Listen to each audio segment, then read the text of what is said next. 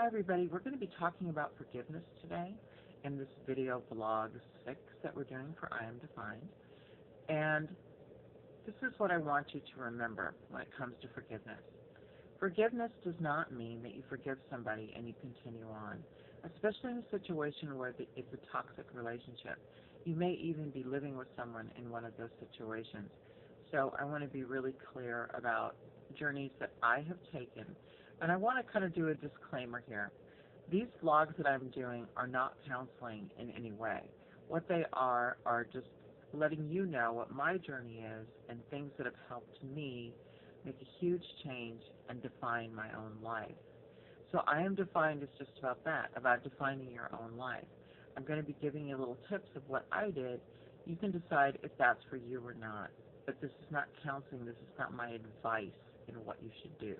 This is you taking that information and deciding if that's for you and your own journey, your defining of your life. That's the whole point of I Am Defined, is that no one else is defining your life, including me. So, forgiveness does not mean that you become a doormat. It does not mean that in that forgiveness that you just keep going. Oh, I forgive him, and then you keep going in the relationship. I've had a lot of people lately talk to me about friends that are extremely difficult to handle. And been there, done that. Especially having been a counselor, I had a lot of friends who had issues who were kind of coming to me for free advice. So there were a lot of them that had some pretty heavy-duty tremendous issues. Sometimes I could help them, and sometimes I said, you know what, you need to move on to a medical doctor to discuss this with them.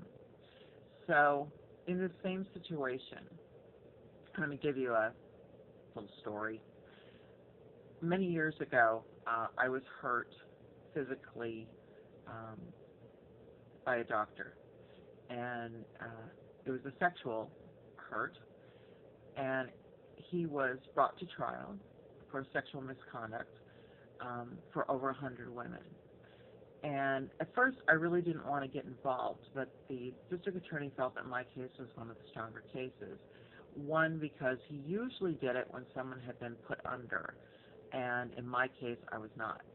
And so he really felt like because I was alert and awake when it happened, it was a stronger case. It's a very difficult thing to talk about. For some reason, it still causes some embarrassment about it, probably because it was a sexual assault. But anyway, the reason I ended up getting involved was because they had us all kind of get together. We didn't tell stories, but we just said who we were and how old we were when it happened. And one of the people that was in that room, one of the women that were in the room, when it happened to her, she was only 17 years old. It brought out the mother bear in me, where it was almost like I couldn't stand up for myself with this person, but I sure as heck could do it for her.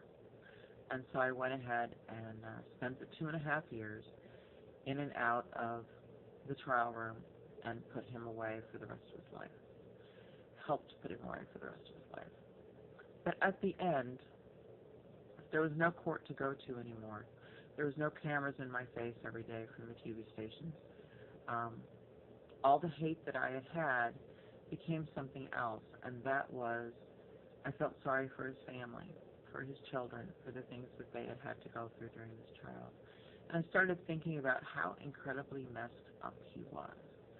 And so my way of finally being rid of it forever was to stop the hate, to forgive someone who was very, very sick, to pray for his family, and let it go, and say goodbye forever.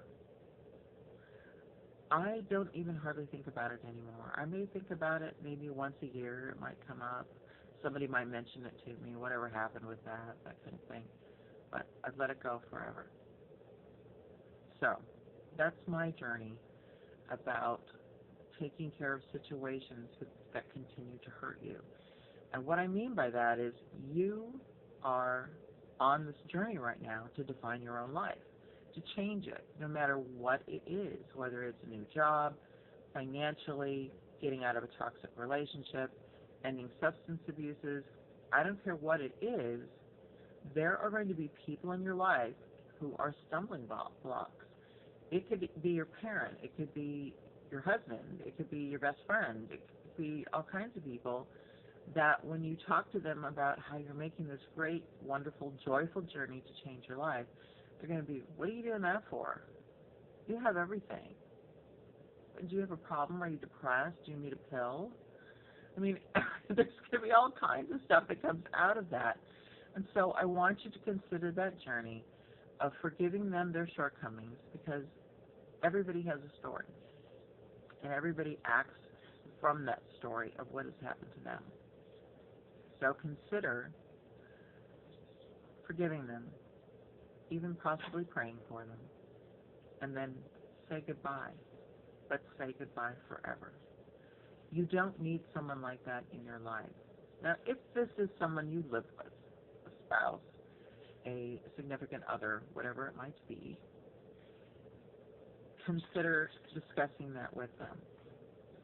That when I tell you these things, your words to me not only hurt, are not only painful, but they stop me on my journey. They put a big, huge, honking boulder in the middle of my journey road. Or another one of my favorite sayings is, they're sucking my wind. Like it's taking the wind out of my sails. So you want to let them know that that's happening. And hopefully, prayerfully, they will change. So have a wonderful day today. I'll see you tomorrow. Sorry I had to skip yesterday. I'm really super busy right now. But I'm going to still try to get these out every day to you. And we'll talk to you tomorrow. Take care.